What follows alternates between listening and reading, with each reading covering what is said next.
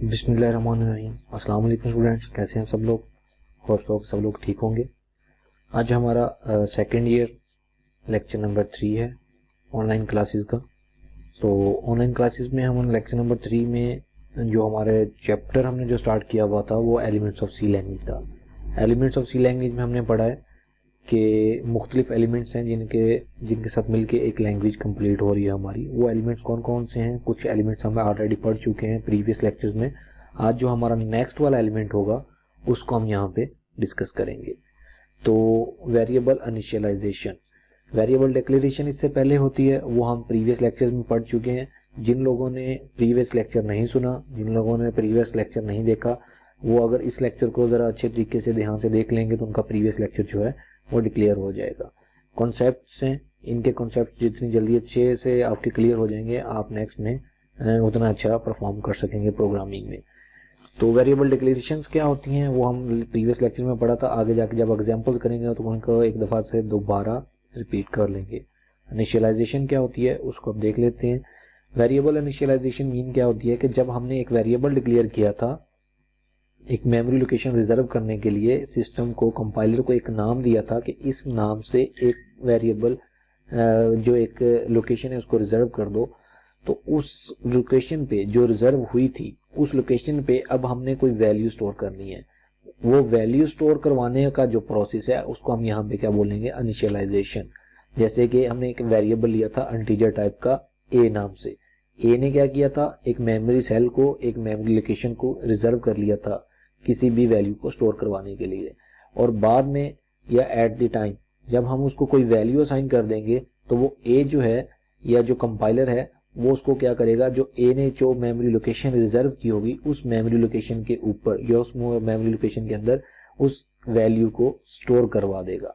तो ये जो वैल्यू को स्टोर करवाने वाला रिजर्व लोकेशन के अंदर प्रोसेस है उसको हम क्या बोलते हैं? इनिशियलाइजेशन। तो द प्रोसेस ऑफ, यहाँ पे एक मिस्टेक है छोटी सी, यहाँ पे ओडी की जगह आप ऑफ कर लें। The process of assigning a value to a variable at the given time of declaration is known as variable initialisation. तो जो हमने वेरिएबल डिक्लेयर किया था, जिसने जाके कोई मेमोरी लोकेशन को रिजर्व किया था, अब उसको जब हम कोई वैल्यू असाइन करवाएंगे उस टाइम में, तो वो वाली वैल्यू, वो वाला प्रोसेस क्या कहलाएगा? Variable initialisation. तो वेरिएबल इनिशियलाइजेशन जब करते हैं तो इसमें एक साइन यूज किया जाता है, ये वाला इक्वल का साइन इसको बोलते हैं। तो इक्वल का साइन यूज किया जाता है। ये the equal sign is used to assign a value to variable. Variable name is written on the left side of the equal sign and the value right on the, यहाँ पे RIGHT आना था, sorry, तो right side of the equal sign. तो यहाँ पे हम क्या करेंगे कि जब एक हमने वेरिएबल डिक्लेयर कर लिया तो उसका जो नाम है वो कहाँ पे आ जाता है? जैसे यहाँ पे ये दी लिखा है तो ये समझ लें, सपोज कर लें ये वेरिएबल नेम आ गया और जो इसको वैल्यू असाइन करनी है वो इसकी राइट साइड पे आ जाएगी, यहाँ पे जहाँ पे साइन लिखा हुआ है। तो यहाँ पे नेम ऑफ वेरिएबल आ जाएगा, यहाँ पे इक्वल का साइन आ जाएगा और इसकी राइट साइड पे क्या आ जाएगा? वो वैल्यू जो हमने इस वेरिएबल को असाइन करनी है। ठीक हो गया? तो ये होता है process of initialisation. Declaration just में, हम डिक्लेरेशन में और इनिशियलाइजेशन में फ़र्क क्या होता है? डिक्लेरेशन में सिर्फ नाम दिया जाता है जिसने जाके वैल्यू को, जिसने जाके मेमोरी लोकेशन को रिजर्व करना है, और साथ में डाटा टाइप बताई जाती है कि इस लोकेशन के अंदर किस टाइप की वैल्यू को स्टोर किया जाएगा। मजीद एक्सप्लेनेशन है वेरिएबल इनिशियलाइजेशन के बारे में। The compiler automatically allocates the required memory location for variable when it's is declared. तो जब हम एक वेरिएबल डिक्लेयर करते हैं और उसको कोई वैल्यू असाइन नहीं करते, सिंपल वेरिएबल डिक्लेयर कर देते हैं, तो उसमें दो केसेस हो सकते हैं। या तो मे बी जो वेरिएबल ने जाके मेमोरी लोकेशन को रिजर्व किया है उसमें ऑलरेडी कोई ना कोई वैल्यू पड़ी हो, कोई हेक्साडेसिमल वैल्यू पड़ी हो या कोई भी वैल्यू उसके अंदर पड़ी हो सकती है, लेकिन उसने, कंपाइलर ने क्या किया, उसको वही वैल्यू असाइन कर दी, वही वाली लोकेशन असाइन कर दी जो कि ऑलरेडी रिजर्व थी। और लेकिन उसमें प्रोग्राम ने, कंपाइलर ने या सिस्टम ने ऑलरेडी कुछ ना कुछ फेक वैल्यूज रखी होंगी ताकि जो उसके काम की होंगी या जैसे भी होंगी, तो वो वाली जब हम किसी वेरिएबल को कोई जब तक वैल्यू असाइन नहीं करते तो उसके अंदर से ऑटोमेटिकली कंपाइलर एक वैल्यू स्टोर करवा देता है जो मीनिंगलेस होती है। उसको हम यहाँ पे क्या बोलते हैं? Garbage value. ये गार्बेज वैल्यू जब हम कैलकुलेशंस करते हैं तो अब हमें अफेक्ट करती हैं। उस वक्त हमारे कैलकुलेशंस की जो रिजल्ट्स आते हैं वो मे भी इनकी वजह से गलत आ जाए। तो इसलिए अपनी प्रैक्टिस कर लें, अपनी हैबिट बना लें कि जब भी कोई वेरिएबल डिक्लेयर करेंगे साथ ही उसको कोई ना कोई इनिशियलाइजेशन कर देंगे, मतलब कि साथ ही उसको कोई ना कोई वैल्यू असाइन कर देंगे, उसको ब्लैंक नहीं छोड़ेंगे। अगर आप लोग उसको ब्लैंक छोड़ेंगे तो कंपाइलर उसको ऑटोमेटिकली कोई ना कोई गार्बेज वैल्यू असाइन कर देगा। जैसे यहाँ पे एक सम वेरिएबल लिया हुआ है, इसको अगर मैं कोई वैल्यू असाइन नहीं करता तो इस तरह की कोई हेक्साडेसिमल वैल्यू जो है इस सम को असाइन कर दी जाएगी, जो कि हमारे किसी काम की नहीं है। सम में भी मैंने सम क्या करवाना था, 10 प्लस 10 करवाना था, लेकिन यहाँ पे ऑलरेडी इसके अंदर कुछ वैल्यू पड़ी है। लेकिन अगर मैं इसको यहाँ पे कोई वैल्यू असाइन कर दूंगा तो ये वाली वैल्यू खत्म हो जाएगी और जो मैं वैल्यू असाइन करूंगा वो सम के अंदर आ जाएगी। तो बाज़ औक़ात हम ऐसा करते हैं कि वैल्यूज वेरिएबल्स डिक्लेयर कर देते हैं लेकिन उनको कोई वैल्यूज असाइन नहीं करते, तो बाद में जब हम उनको यूज़ करते हैं तो वहाँ पे गार्बेज वैल्यूज़ की वजह से यहाँ पे हमारे रिजल्ट्स गलत हो सकते हैं। तो गार्बेज वैल्यू क्या होती है, ऐसी वैल्यू जब हम किसी वेरिएबल को कोई वैल्यू असाइन ना करें तो उस सूरत में कंपाइलर उसको खुद ब खुद कोई ना कोई वैल्यू असाइन कर देता है, और जो वैल्यू असाइन करेगा उसको हम क्या बोलेंगे, गार्बेज वैल्यू बोलेंगे। सिंटैक्स है जी इनिशियलाइजेशन का, डिक्लेरेशन का सिंटैक्स भी था, उसमें हम क्या वो भी इसको यहाँ डिक्लेरेशन वाले सिंटैक्स को भी यहाँ पे रिपीट कर लेंगे और इनिशियलाइजेशन का भी सिंटैक्स यहाँ पे आ जाएगा।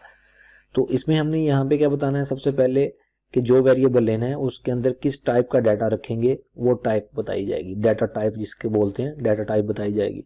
इंटीजर टाइप का डाटा रखना है तो यहाँ पे INT आ जाएगा, कैरेक्टर टाइप का लिखना है तो इसके अंदर वेरिएबल के अंदर कैरेक्टर टाइप का डाटा रखना होगा तो यहाँ पे क्या लगेगा, CHAR आ जाएगा, या अगर हमने डेसिमल पॉइंट्स रखने होंगे तो यहाँ पे FLOAT आ जाएगा, फ्लोट आ जाएगा। दूसरे नंबर पे दूसरा स्टेप क्या है कि नेम ऑफ वेरिएबल, हम यहाँ पे क्या लिखेंगे, अब नेम ऑफ वेरिएबल, जो भी मैंने जिस नेम से भी कोई वेरिएबल बनाना होगा वो नेम यहाँ पे आ जाएगा। मैंने अगर किसी का मार्क्स स्टोर करवाने तो उसके लिए मैं अपनी आसानी के लिए जो मुझे याद भी रह जाएगा वेरिएबल नेम, वो मैं क्या यहाँ पे लिख दूंगा MARKS, मार्क्स लिख दूंगा। अगर मुझे किसी के ग्रेड साइन लिखने हैं, किसी के ग्रेड इनपुट देने हैं सिस्टम को, तो मैं यहाँ पे GRAD लिख दूंगा, ग्रेड लिख दूंगा।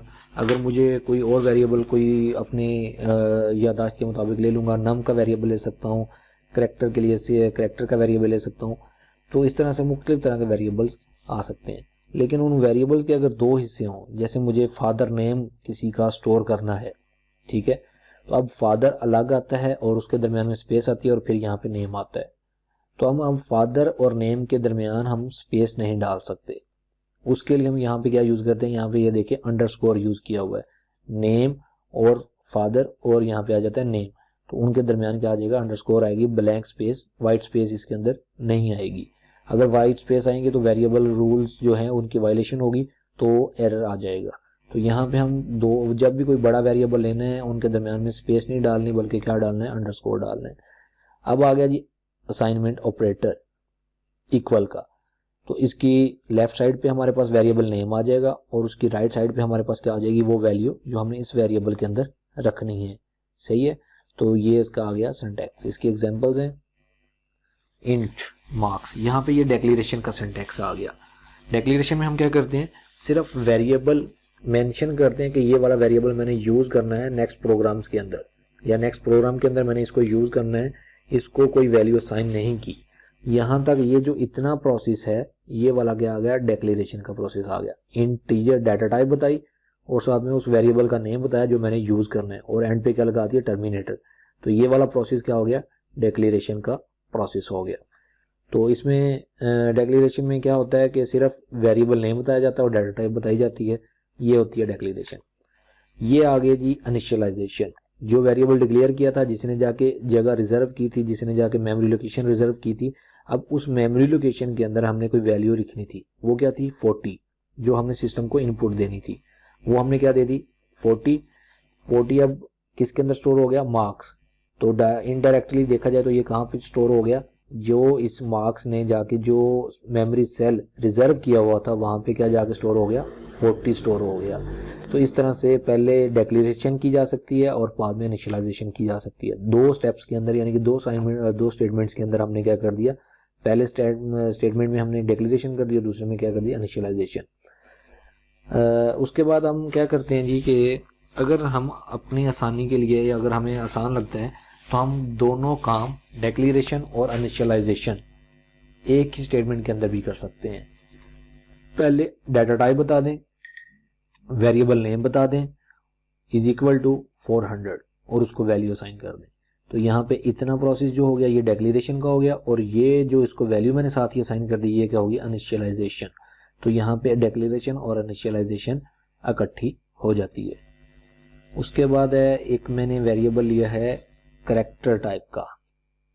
कैरेक्टर टाइप का क्यों लिया, क्योंकि मैंने इसके अंदर एक कैरेक्टर वैल्यू को स्टोर करवाना है। किसके अंदर, वेरिएबल नेम लिखा हुआ है ग्रेड, ग्रेड वेरिएबल नेम के अंदर ग्रेड के अंदर मैंने क्या स्टोर करवाना था, बी, एक स्टूडेंट का ग्रेड स्टोर करवाना था।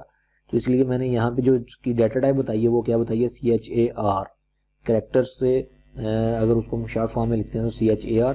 तो यहाँ पे CHAR एक टाइप का वेरिएबल लिया है ग्रेड, और उसके अंदर मैंने वैल्यू क्या असाइन करवा दी, बी।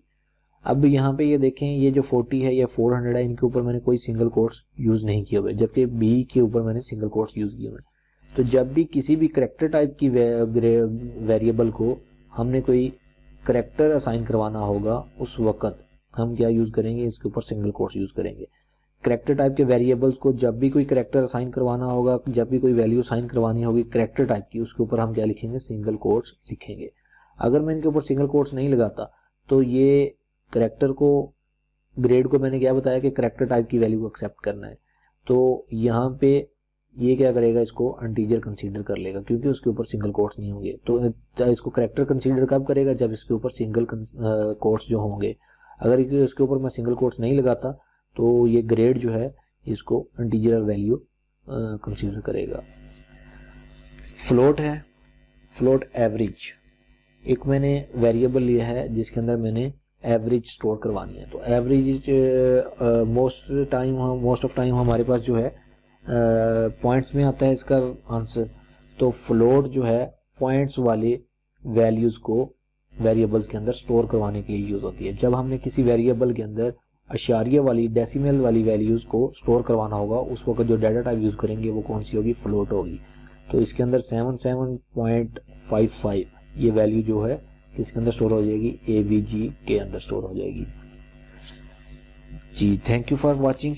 अगर आपकी कोई क्यूरी है तो आप मेल कर सकते हैं, व्हाट्सएप कर सकते हैं, और एक काम लाजमी करना है आप लोगों ने, अगर आपको ये चैनल या आपको अच्छी तरह से समझ भी आ गई है, अगर आप नेक्स्ट वीडियोस या नेक्स्ट वाले लेक्चर्स लेना चाहते हैं तो इस चैनल को सब्सक्राइब कर दें, और साथ में एक बेल आइकॉन का बटन होगा उसको भी क्लिक कर दें, उसके ऊपर भी क्लिक कर दें, ताकि जब भी कोई न्यू लेक्चर आएगा, जब भी न्यू कोई वीडियो आएगी आपको साथ ही नोटिफिकेशन मिल जाएगा। ओके जी, थैंक यू फॉर वॉचिंग। अल्लाह हाफिज़।